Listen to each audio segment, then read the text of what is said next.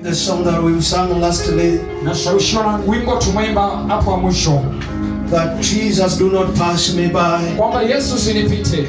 When you do a visitation today, Lord, do not pass me by. Unapotembelea leo, Yesu usinipite.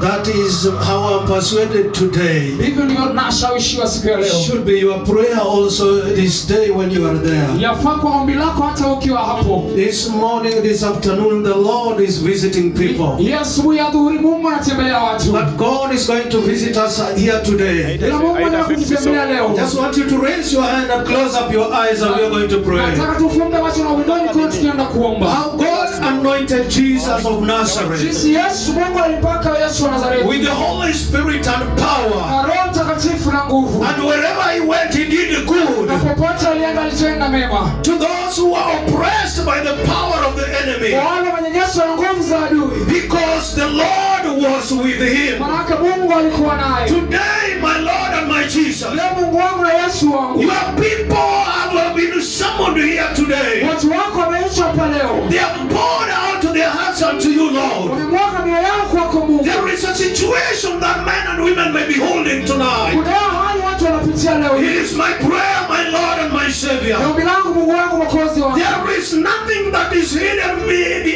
behind you, Lord. Hakuna chochote kilifichwa kwako Mungu. Wherever we are today, King of Glory, Popote tulipo leo Mungu, it is all about you, Jesus. ni kwa sababu yako It Yesu. is all about you, Kwa Jesus. sababu yako Yesu. We are how we are today, Kwa jinsi tulivyo leo. just because of you. Ni kwa ajili yako. If it was about paying something for us to be here, Ingekuwa ni kulipa chochote ni tulivyo. Lord, we could not have met the price. Mungu tunalipa gharama. We thank you because of your grace. Tukushukuru kwa jina la neema We yako. thank you, Father, because of your grace. Tukushukuru Bwana kwa jina la neema yako. Blessed be your holy name this day. Barikiwa jina lako takatifu I leo. thank you because you are a good God. Nakushukuru ni Mungu mwema. May you minister to men and women who are here. Hudumia watu walio hapa. You are the person who summoned them, Lord. Wewe ndio Mungu wetu. Do not leave them the same again. Usiwaache jinsi walivyo I Mungu. pray, my Lord and my Savior, Naomba Mungu wangu Mwokozi wangu. may you be with us today. Wewe nasi leo. Help us, Lord, that we may understand your word. Tusaidie Mungu tuelewe neno lako. Holy Spirit of God, Roho Mtakatifu wa Mungu. as I bring myself down, may you increase. Nikirudi chini acha May uinuke. you increase in my life. Wacha uinulie maisha May you yangu. increase in the lives of your people. Wacha uinulie maisha ya watu I wako. pray, King of Glory, Naomba mfano wa that you are the only one kwa yeye ndiye who pekee. is also going to listen to the cries of his people. Ambaye anaweza sikia kilio cha There are watu people wako. whose hearts are bleeding today. Watu beana tirika leo.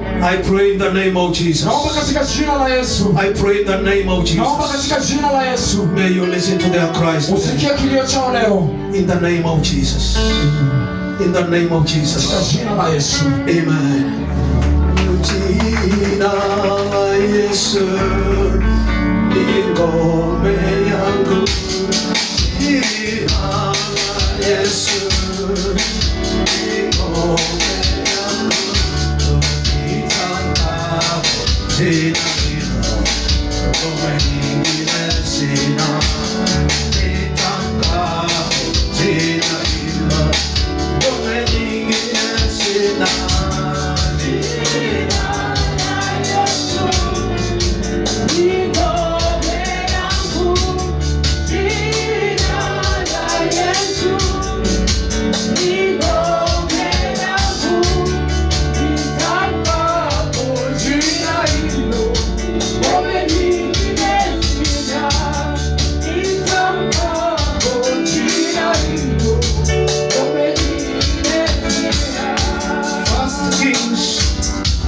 Wafalme wa kwanza Chapter number 17, I'm going to read from verse 1 17 nitaanzia kwa mwanzo up to verse number 6. mpaka ya 6.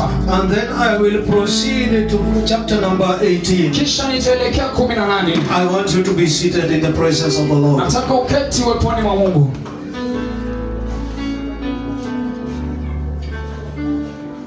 I want to summarize my message, Nataka nifupishe ujumbe wangu. not because of time, Sio kwa ajili ya wakati, but because of the Spirit of God. ila ni kwa ajili ya Roho Mtakatifu wa Now, Mungu. Elijah the Tishbite from Tishbe in Gilead said to Ahab, "As the Lord, the God of Israel lives, whom I serve, there will be neither dew nor rain in the next few years, except at my word." Verse number 2. the Lord came to Elijah, "Leave here, turn eastward, and hide in Kerith Ravin, east of Jordan. You will drink from the brook, and I have ordered the ravens to feed you there." 5. So he did what the Lord had told him.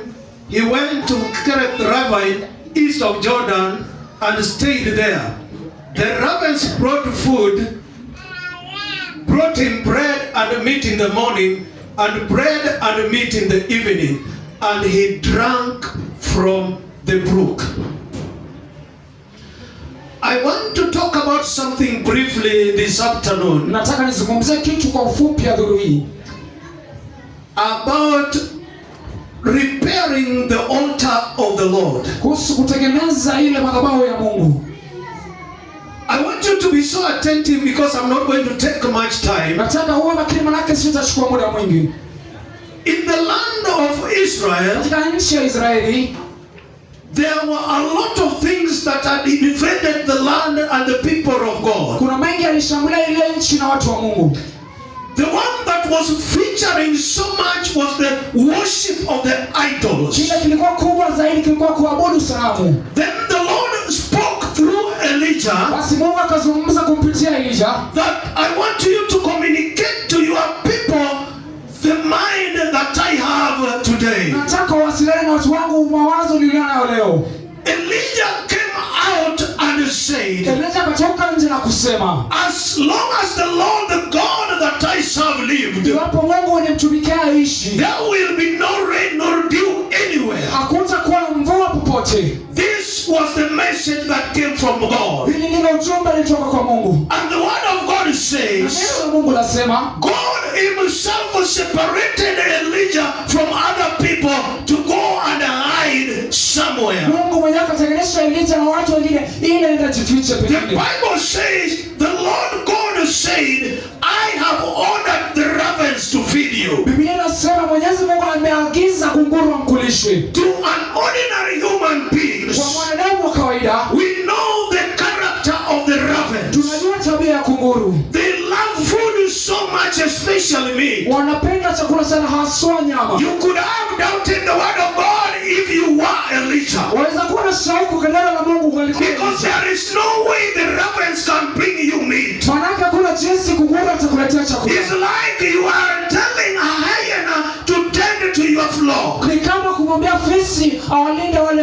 mafugo. But the word of God says, Bila neno la Mungu lasema, the word of God came to Elijah. neno la Mungu lilimjia Elijah. This one tells me Hiyo niambia kwamba that God respects his word. kwamba Mungu anaheshimu neno lake. When he sends his word, Akituma neno he lake, is behind his word to accomplish it. yuko nyuma neno lake kuitimiza. God wanted to show people that he was still the same God. Mungu alitaka kuonyesha kwamba yeye bado ni yule Mungu. People had turned to worship creation Watu waligeuka kuabudu iliyoumbwa, and left to the creator. wakamwacha muumbaji. God wanted to demonstrate Mungu alitaka kudhihirisha that he is in full control of this world. kwamba bado ni shukari humu ulimwenguni. Today I want to challenge you. Leo nataka nikutie The changamoto. world that we live today, Ulimwengu tunaoishi leo it is overtaken by all kinds of evil. imeshindwa na maovu yote. The Lord is changing everything upside down Mungu anageuza kila kitu to show that is the only God who has power. aonyesha yeye ndiye Mungu anaye nguvu. Even today, Hata leo hii I want to challenge you. nataka nikutie In changamoto. every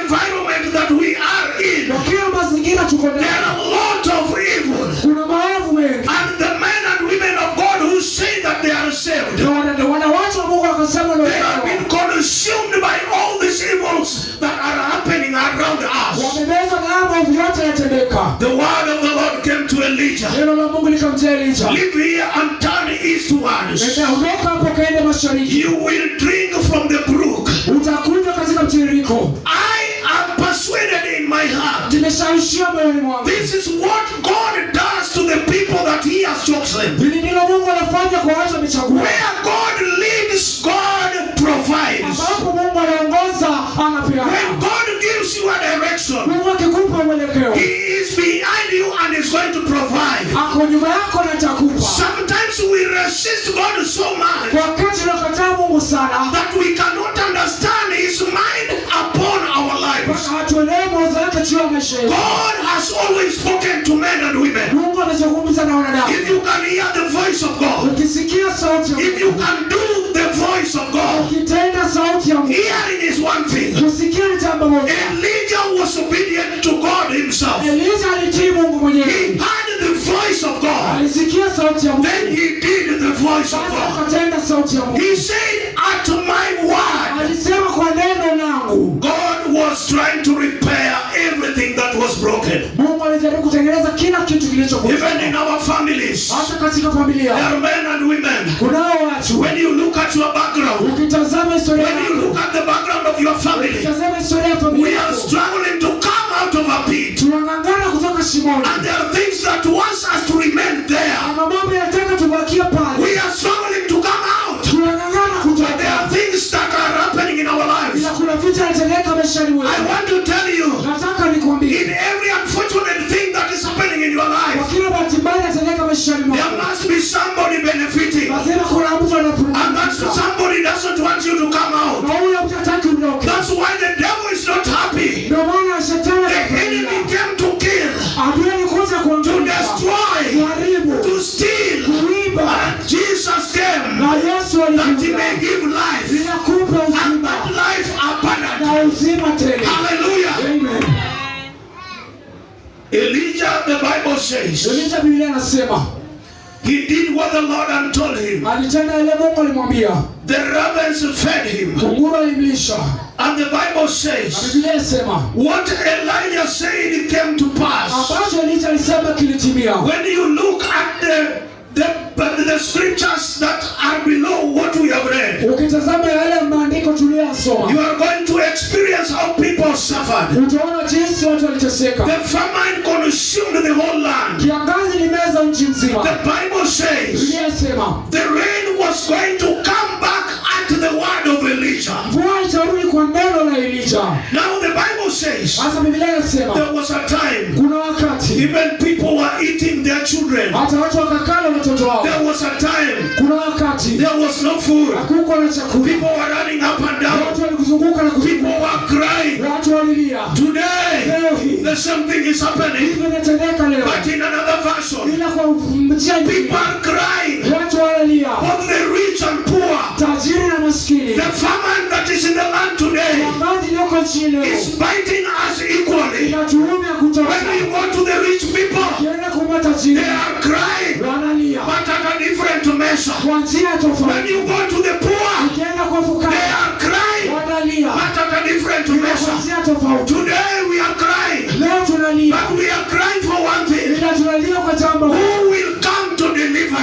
us? Itakuja kutukomboa. The people who are working are crying. Wanaofanya kazi The wanalia. people who are not working are crying. Wasiona kazi wanalia. The rich and the poor, Matajiri na they fukara are crying in equal measure. wanalia kutosha. Today, Leo hii things are happening. vitu vyatendeka. People are killing one another. Watu wanauana. Even today, Hata leo our children are coming back from school watoto wanarudi kutoka shule. because they can no longer stay in school. Wanaka hawezi ka The shule. schools have become insecure. Shule haziona The kuzima sana. famine is ravaging the whole world, Aliona tesa ulimwengu mzima. but in a different Ila way. kwa njia tofauti. We pay the school fees Tunalipa karo. for our children to be in school. Ili watoto wa shuleni. They have turned against their teachers. They Wamegeukea walimu wao. have turned against the school. Wamegeukea shule. I saw a school in Homa Bay. Niliona shule wame. The parents came from a parents meeting. Wazazi walitoka katika At the mkutano. back, Pale nyuma. their children were burning the school. Watoto wanachoma shule. They were running away Wanatoroka. together with their children. Pamoja na watoto. We are asking today, Tunauliza who leo. will come to our rescue? Nani atakuja kutukomboa? Hallelujah. Amen. Then Elijah, the man of God, Elijah mtu wa Mungu. people were crying. Watu walikuwa wanalia. Every prices of everything were inflated. Kila kitu ilikuwa imepanda juu. There were no person Hakukuwa na wewe. even to help them. Hata kuwasaidia. They looked for Elijah. Walimtafuta Elijah. Elijah was hiding somewhere Elijah alijificha sehemu. because the Lord had closed the heavens. Manake Mungu alifunga mbingu. The Lord had closed the heavens. Mungu alifunga mbingu. Even today, Hata leo. I can see the Lord has closed the heavens Naweza ona Mungu alifunga because mbingu. men and women Manake wanadamu. have turned to idolatry. Wamegeukea kuabudu They sanamu. are giving respect to Wanapenda heshima the things that have been created by men. kwa vitu vinaumbwa na wanadamu. ajabu. I one day told you a story Ngoja niwape hadithi. that my boss, who was not a believer, Kwamba mkubwa wangu ambaye si mwaminifu he went to China. alienda Uchina. He went to a market, Alienda katika and there mvuto. were several gods who were on display. Na kuna miungu iliyoko pale. He told me Akaniambia every person could buy his own god kila mmoja angenunua mungu wake depending on the money that he had. kulingana na pesa The aliyonayo. poor people could buy their god, Fukara angenunua mungu wake. even those poor gods. Hata ile miungu The fukara. rich people could buy their gods, Matajiri wangenunua who mungu were very expensive. ambaye alikuwa They thamani. had got eyes, Walikuwa na macho but they could not see. ila wangeona. They had got mouths, Walikuwa na but they midomo could not speak. ila wangezungumza. Each and every person Unatazama kila could mmoja purchase that God angenunua mungu to wake bring home. alete The nyumbani. same as today, Hivyo leo people have bought some few gods watanunua miungu and they michache have erected them in their na houses. wameinua katika nyumba The zao. Bible says Inasema Elijah gave them time. Elisha aliwapa muda. Today, Leo hii God has given us time. Mungu ametupa muda. It came at a time Ukafika wakati that Elijah came out. ambapo Elisha kaondoka. God spoke to him Mungu akazungumza and naye. said to Elijah, Akamwambia Elisha, I want you to go and speak to people. nataka wewe uzungumze na watu. Then Elijah asked the people, Elisha kauliza how watu, long? kwa muda gani?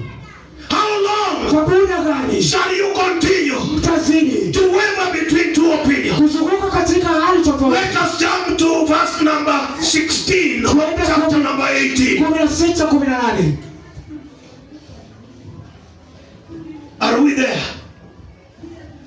Elijah became a troublemaker Elisha akakuwa mtu kuleta shida. because he had shut the heavens. Manake alifunga mbingu. I thank God because of his word. Nashukuru Mungu kwa ajili ya neno lake. We are men and women of authority. Sisi ni watu wa mamlaka. Wherever you walk all around, Popote unapotembea you have to calculate your words, lazima uhesabu maneno yako. because whatever you speak has got power Manake unachozungumza kina to nguvu. create and also to destroy. Kuumba na kuharibu. I want to challenge you Nataka again. nikutie changamoto You leo. are men and women of authority. Ni watu wa mamlaka. Whatever you speak has got authority. Chochote unazungumza kina mamlaka. Like Elijah during the time of old, Kama Elisha wa nyakati za and kale. the word of Elijah, Kwa neno la Elisha. God shut the heavens. Mungu kafunga mbingu. Whatever you speak today, Chochote unazungumza leo. I want to challenge you. Nataka nikutie changamoto. Whatever you are going to speak today Chochote utasema leo. has to happen in the name of Jesus. Tendeka katika jina Every la Yesu. declaration that you're going to make, Kila tangazo as utasema. long as you believe the word of God, Hata ukiamini neno la it is Mungu. going to happen in the name of Jesus. Itatendeka katika jina la So Yesu. Obadiah went to meet Ahab and told him, Obadia alienda kukutana na Ahab akamwambia. and Ahab went to meet Elijah. Ahab akaenda kukutana na When Elisha. he saw Elijah, he said to him, Alipomwona Elisha akamwambia, is that you, the troubler of Israel? wewe ni wewe unaleta shida ya Israeli. You know, even in our lives today, Hata maishani mwetu leo. when God wants to correct a situation in your life, Mungu akitaka kurekebisha jambo there utapata. has to be a difficulty that the Lord has to bring in your life. Lazima kuna hukumu Mungu analeta maisha. The way to the promised land is through the desert. Njia kwenda kwa njia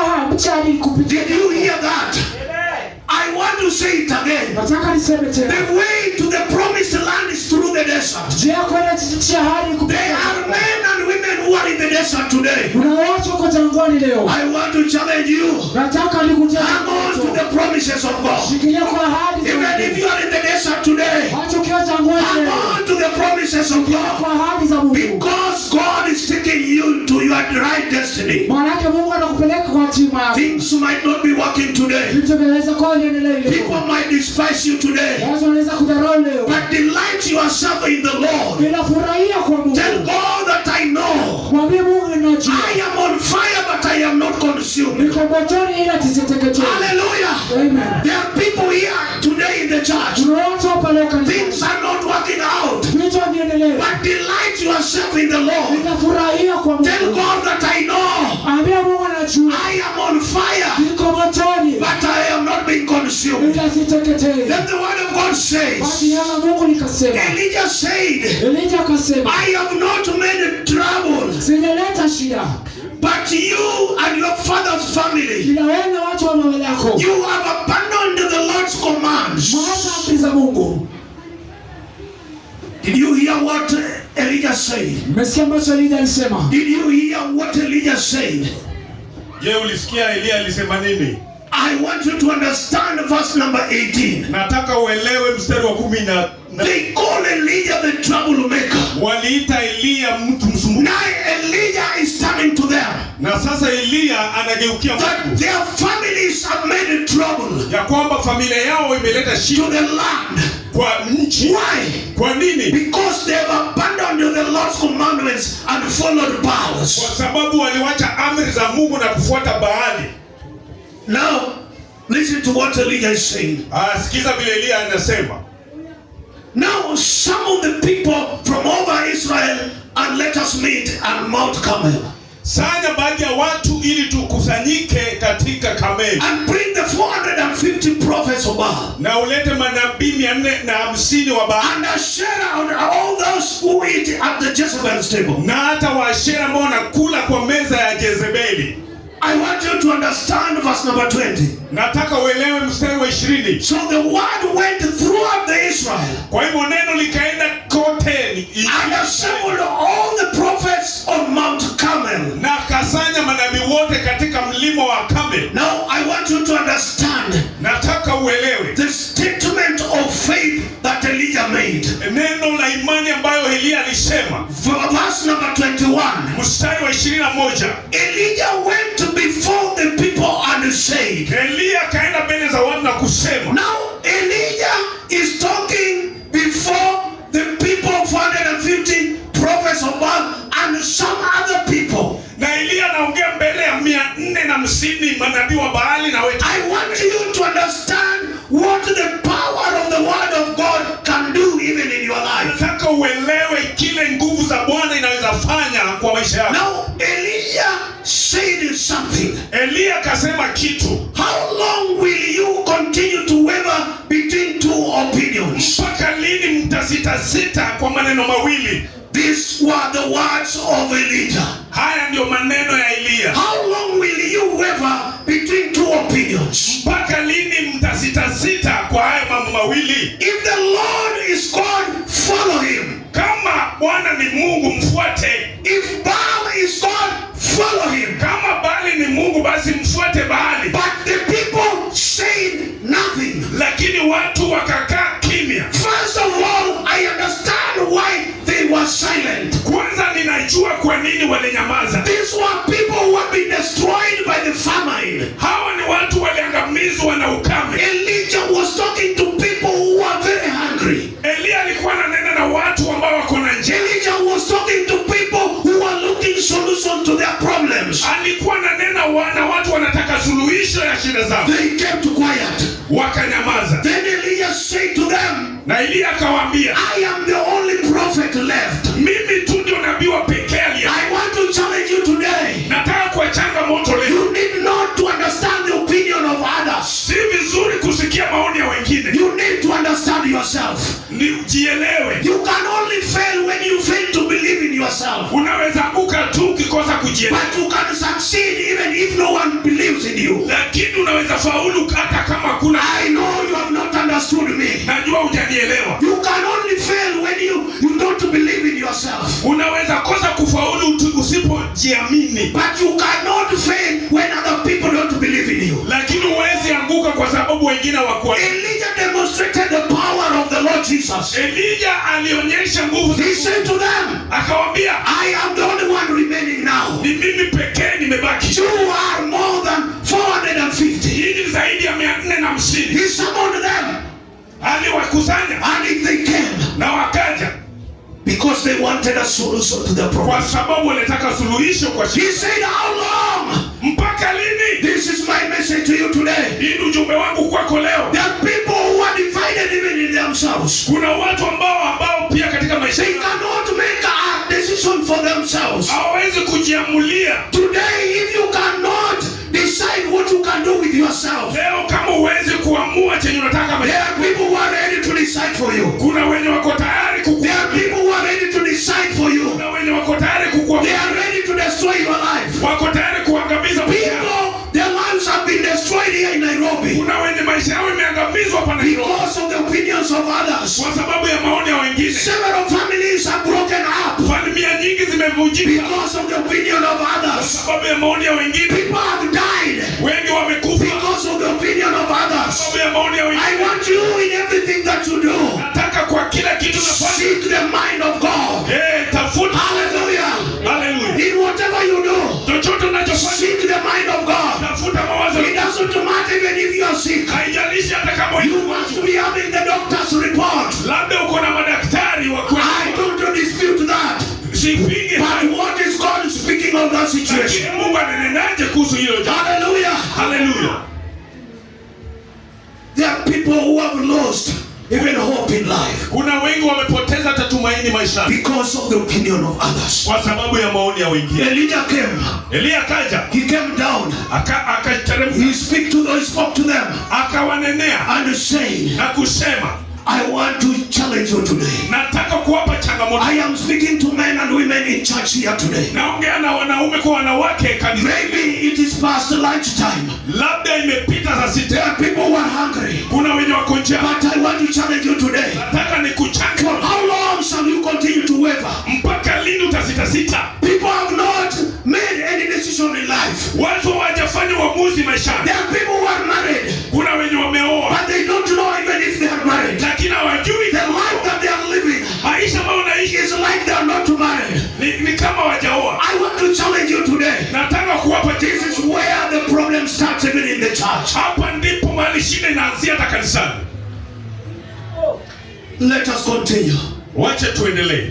Elijah said, Elia akasema, I know how my God works. najua vile Mungu wangu anatenda kazi. I know how much you have relied on your God. Ninajua vile umetegemea But Mungu wetu. today we want to see the God that performs. Lakini leo tunataka kuona Mungu ambaye anatenda. We want to see the God that delivers. Tunataka kuona Mungu ambaye anatenda. He summoned the people and the people came. Akakusanya watu wakaja. Maybe they thought that Elijah was just going to tell them the rain is going to come today. Labda walifikiria Elia atawaambia mvua inakuja. Elijah told them, Elia akawaambia, I know how my God works. najua vile Mungu wangu He anatenda. works through faith. Anatenda kupitia imani. When we call upon his name, he comes down and demonstrates his power. Tukiliita jina lake anateremka na He said to them, akawaambia, we are going to have an opportunity. tunaenda kuwa na nafasi. We are going to give you that opportunity. Tutawapea hiyo You nafasi. are going to call upon the name of your God. Utaita jina la Mungu And the God that answers with fire, na Mungu ambaye atajibu kwa moto. he is going to be the Lord that is going to be worshipped. Huyo ndiye atakuwa Bwana wa You kuabudu. cannot say that Huwezi sema hayo if you have got no experience with your God. kama huna ujuzi na Mungu wako. Hallelujah. There are things that you cannot say Kuna mambo huwezi sema if you don't have experience with your God. kama hauna uzoefu na Mungu wako. We are not talking the God of your pastor. Hatuongelei Mungu wa mtu. We are not talking the God of your bishop. Hatuongelei Mungu wa bishop. We are talking about your God. Tunaongea kuhusu Mungu wako. Who have you believed in? Umetumainia nani? Elijah said, Elia akasema, the bulls are around here. ng'ombe ziko tayari hapa. I want you to choose the best that is for you. Chagua ng'ombe nzuri ambaye The inatupenda. one that you are going to leave will belong to me. Ile mtawacha ndio itakuwa yangu. And I want you to give you time Nataka uchukue nafasi yako to call upon the name of your God. na uite Mungu wako. We are going to give you time. Tutakupea time. And the Bible says, Na Biblia ikasema, they slaughtered the bull. na wakachinja huyo ndume. Elijah gave them time. Elia akawapa nafasi. They called upon the name of the Baal the whole day. Mchana kutwa wakataja, wakaita jina la Baali. Elijah even tried even to incite them. Hata Elia akaanza kuwachochea. Maybe your God is on a long journey. Labda Mungu wenu wako safarini. Cry louder that he can hear you. Paza sauti sana ndio. They called on the name of the Baal from morning till noon. Wakataja jina la Baali kuanzia asubuhi mpaka. But no one answered. Lakini hakuna jibu. They danced even around the altar that they had made. Wengine hata wakacheza katika madhabahu waliotengeneza. Elijah even taunted them and said to them, Elia hata akawachekelea na kusema, perhaps your God is in a deep thought. labda Mungu wenu anawaza sana.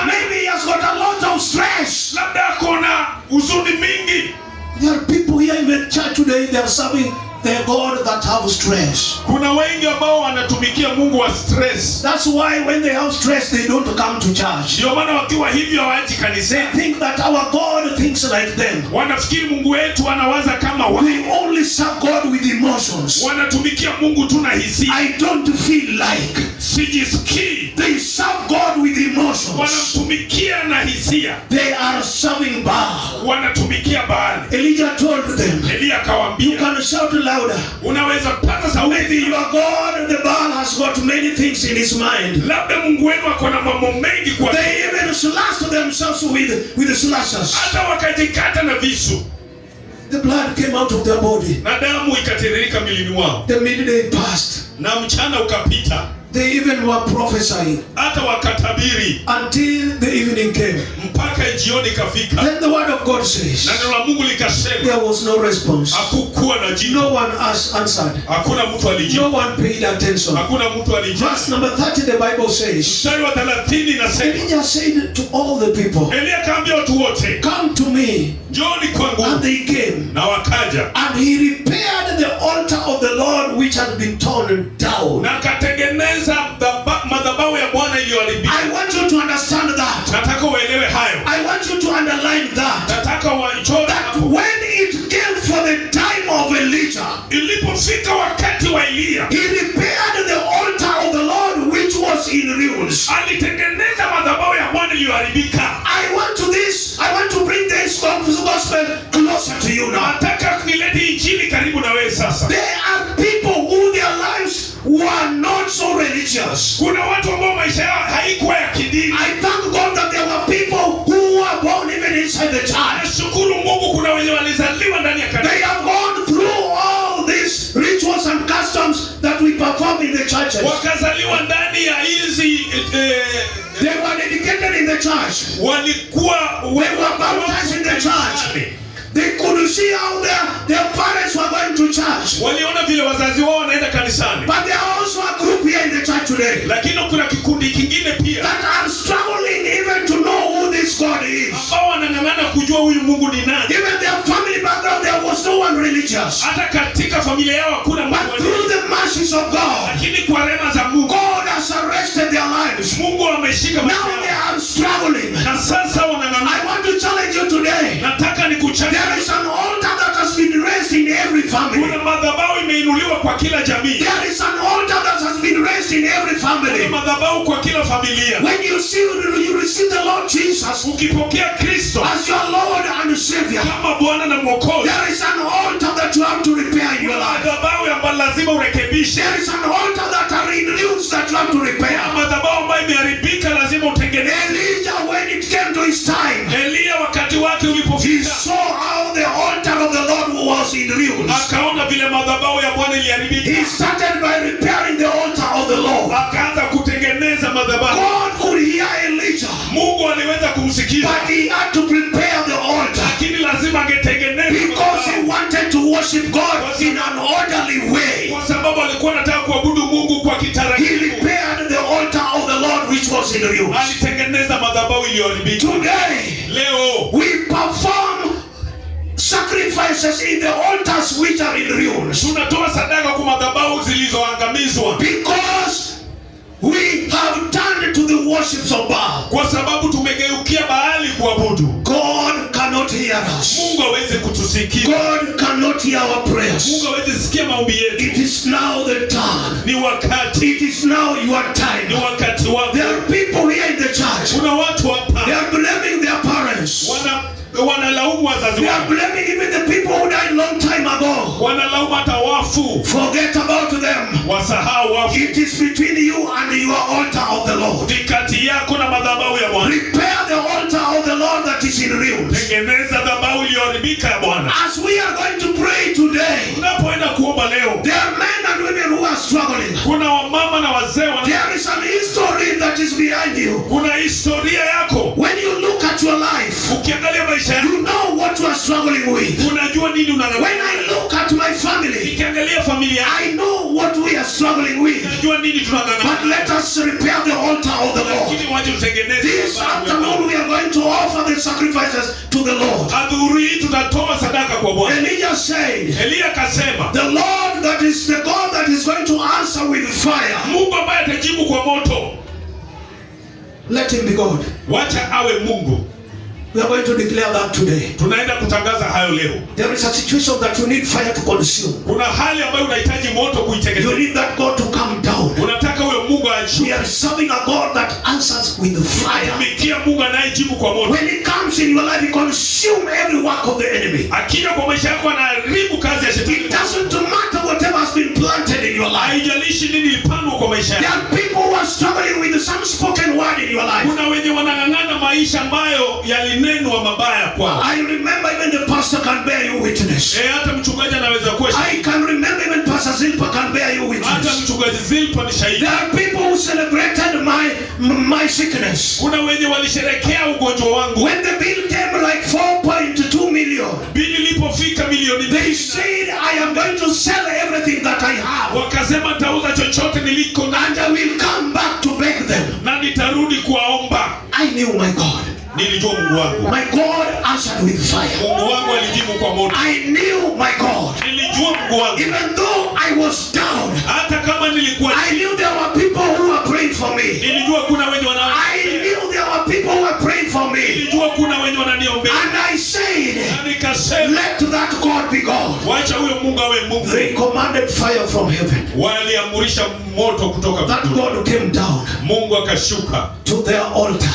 Kwa madhabahu yao. Consumed their sacrifices. Na ikateketeza sadaka. That is the God that we serve today. Huyo ndiye Mungu tunayemtumikia. We are serving a God that we have personal experience with. Tunatumikia Mungu ambaye tuna uzoefu naye. I can tell you every time that I meet my doctor who was the professor. Nataka nikuambie kila mara nikikutana huyo daktari wangu ambaye ni professor. He doesn't take pride on whatever they did. Si kiburi kwa yale walitenda. Even the doctor can only confess that your God loves you. Na hata madaktari wanaweza kiri kwamba Mungu wako anakupenda. I remember there was a time that they came, but that my wife came. Nakumbuka wakati mke wangu alikuja. He was called during the night at around 2 a.m. in the night. Aliitwa usiku wa saa 8.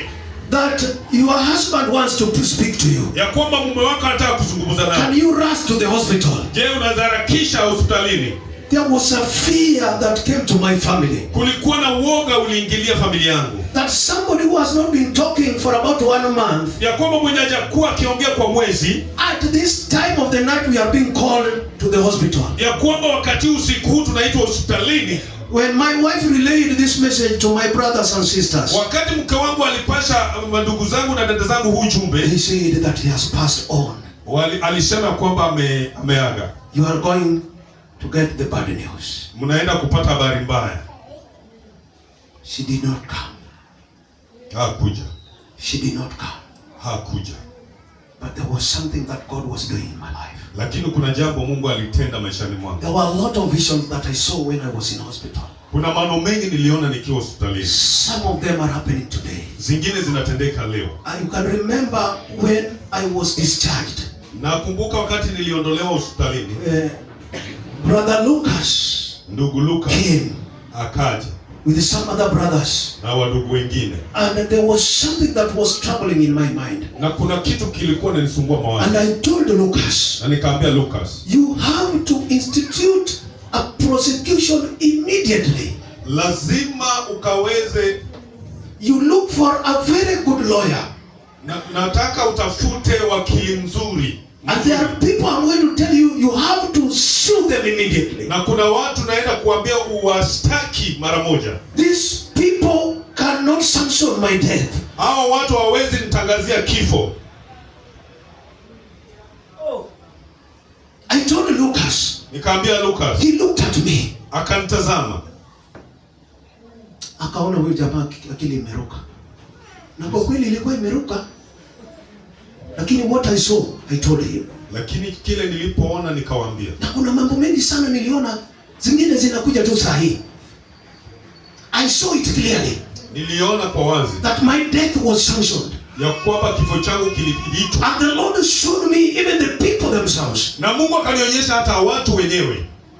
When I insisted so much. Niliposisitiza sana. I saw him comforting me. Nilimuona akinifariji. And he told me everything is okay. Na akaniambia kila kitu ni swali. We had seen all this and everything we have done. Tumeona hayo yote na yale ambayo tumetenda. So I was being peaceful. Kwa hivyo nikawa na amani. When I came home, when I was really coming into my mind, they tried to hide a lot of things from me. Nilipojirudia walinificha mambo mengi. Then I didn't even know how to use a phone. Na hata sikujua kutumia simu. Everything was just confusing me. Kila kitu kilikuwa kinanichanganya. But I thank God for one thing. Lakini nashukuru Bwana kwa kitu kimoja. There is a time that I confessed that I had wasted my years. Kuna wakati nilikiri ya kwamba niliharibu miaka yangu. But I can confess since I got healed. Lakini naweza kiri ya kwamba tangu niponywe. I am accountable for all those years. Ninajibika kwa miaka hayo yote. These 5 years that we are celebrating today. Hizi miaka 5 tunasherehekea leo. These are the only years that I can even tell God that I've done something in my past. Hizi ndio miaka ambazo naweza ambia Mungu nimefanya kitu kwa maisha yangu. Hallelujah.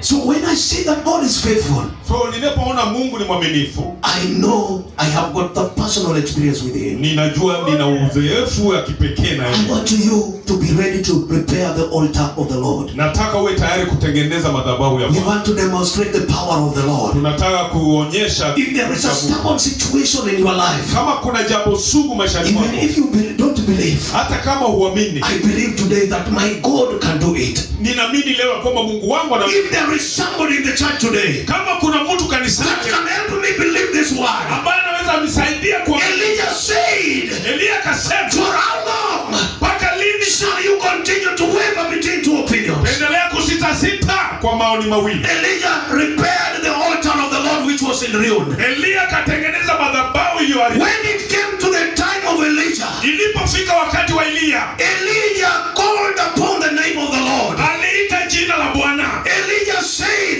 Elia akasema, at the time of sacrifice, katika wakati wa kutoa sadaka, the prophet Elijah stepped forward. nabii Elia akasonga mbele. After arranging the altar of the Lord, baada ya kutengeneza madhabahu, Elijah prayed to the Lord God of Abraham, akaomba kwa Bwana Mungu wa Abrahamu, the God of Isaac, Mungu wa Isaka, the God of Israel. Mungu wa Israeli. He said that let it be known today Akasema wacha ijulikane that you leo are a God in Israel, ya kwamba wewe ni Mungu Israeli, and I am your servant, na mimi ni mtumishi, and I have done all na this nimetenda haya yote at your command. kwa amri yako. Let it be known. Wacha ijulikane. Shall we bow down for a word of prayer? Tuiname kwa sababu ya maombi. There is a prophetic word I want to speak on your behalf today. Kuna neno la kinabii nataka kukuzungumzia.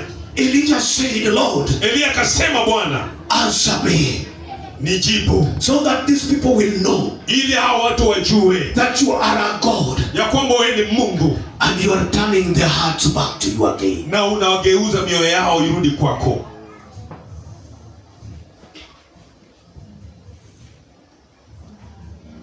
We are sitting down and we are closing up our eyes. Tunaketi na tunafunga macho yetu.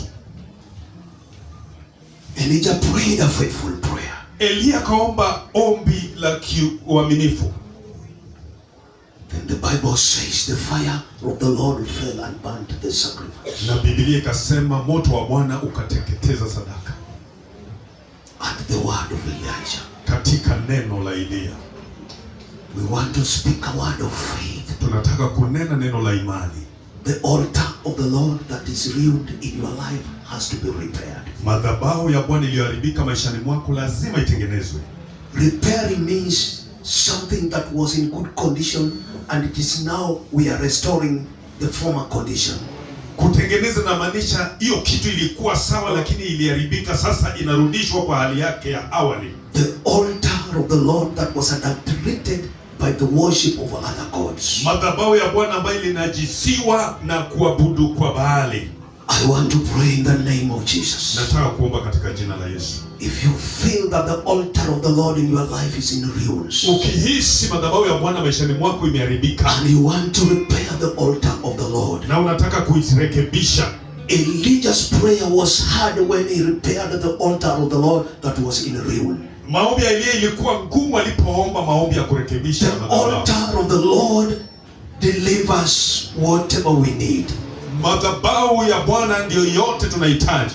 When the altar of the Lord is repaired, Wakati madhabahu ya Bwana imerekebishwa, the Lord can restore your prayer life. Mungu anarejesha maisha yako ya The maombi. things that we undergo as human beings, Vitu tunazopitia kama wanadamu, the things that are pressing us from every side, vitu zinazotufinya kwa kila the upande, pressures of life today mambo ya maisha leo is really adulterating the altar of the Lord. inanajisi madhabahu ya Bwana.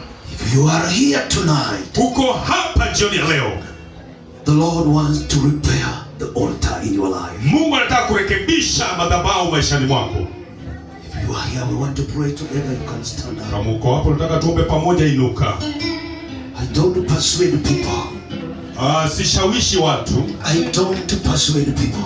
Mimi sisawishi watu. I only speak the word of God the way it has been given unto me. Na nena tu neno la Mungu vile You nimepewa. know the altar of the Lord is in ruins. Kujua ya kwamba madhabahu ya Bwana imeharibiwa. We want to repair the altar of the Lord. Tunataka kurekebisha madhabahu ya The Bwana. fire that we are going to command right now Moto ambao tutamurisha is sasa going to consume every work of the enemy. inaenda kuteketeza kila kazi It's ya going to adui. consume every work which is not of God. Itaharibu kila kazi ambayo si ya Mungu. Like Elijah, Kama Elia, there was a time kuna wakati that the snakes were biting people when they had turned against God. ya kwamba nyoka walikuwa wanauma watu walipomwacha Mungu. Then the Lord spoke to Moses. Na Mungu akamwambia Musa, You make a replica of that snake tengeneza mfano wa nyoka and put a bronze snake on high. na uweke nyoka ya shaba juu. Just raise it up. Inue tu juu. Speak to the people. Nena na watu. They will be beaten by the snakes. Wataumwa na hizi nyoka. I will not take the snakes away. Na sitaondoa hizo nyoka. They will be beaten by the snakes. Wataumwa na nyoka. But every time they are beaten, Na wakati wote wakiumwa, they should look at the snake of the bronze wanastahili waangalie nyoka ya shaba and they are going to be healed. na watapona. That was how it was happening during the time of Moses. Ilikuwa inafanyika hivyo wakati wa There were Musa. people who never believed in Moses. Kuna watu hawakuamini Musa. They could be beaten by the snakes. Walikuwa wanaumwa na nyoka They could not look at the bronze snake. na hawakuweza kuangalia nyoka ya They shaba. died because of the snake bites. Wakafa kwa sababu ya And to kuumwa. them that looked at the bronze snake, Lakini kwa wale waliotazama nyoka ya they shaba were healed. waliponywa. That is why the Bible says, Ndio maana Biblia the way inasema Moses raised the bronze snake in the wakati desert, Musa aliinua nyoka ya shaba, today the Lord Jesus Christ leo Yesu has Kristo been uplifted Jew, ameinuliwa juu. that everyone who is going to look unto him, Ili yeyote atakaye his life shall never remain the same. maisha yako haitabaki sawia. As we are standing in the presence of God, Tunaposimama katika uwepo wa Mungu, I want just some few people nataka watu to wachache come here in front. waje hapa mbele. Those who really know that the altar of the Lord is in ruins. Wale ambao wanajua kwamba madhabahu ya Bwana Just imeharibika. very few people I want to pray with them. Hao ndio nataka kuongea. Very few people in the Watu name of wachache Jesus. sana. You said I want to repair the altar of the Lord that is in ruins. Unataka kurekebisha madhabahu ya Bwana ili. Then after that we are going to call upon the fire from heaven Baada hapo tutaita moto to kutoka consume all works of the enemy. teketeze kazi yote. Whatever the enemy has planned upon your life, Chote maadui ya it is going to be consumed right now. teketezwa In the name of Jesus. katika jina la Yesu.